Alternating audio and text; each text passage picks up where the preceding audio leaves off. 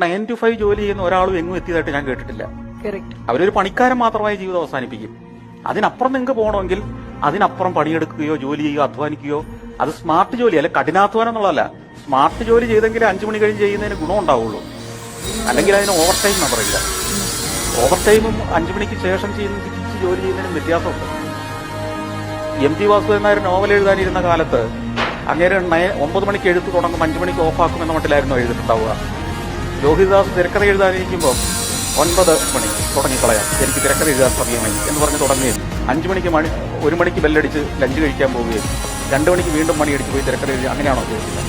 അന്നാ ഞാൻ അവന്റെ game strategy not ചെയ്തത്. നമുക്കെല്ലാവർക്കും പ്ലാൻ എ പ്ലാൻ ബി എന്ന് രണ്ടേ ഉണ്ടാവും. പക്ഷെ ബെഞ്ചമിൻ മാത്രം മൂന്നാമതായി പ്ലാൻ സി എന്നൊന്ന് വെച്ചിട്ടുണ്ടാവും. അവൻ 3 പ്ലാനിനും ഒരേ സമയത്ത് കോയിൻ നീക്കാൻ തുടങ്ങും. ഇതൊന്നും അവൻ കളിക്കുമ്പോൾ നമുക്ക് മനസ്സിലാവില്ല. കളി അവസാനിപ്പിക്കുമ്പോഴേ നമുക്ക് മനസ്സിലാവും.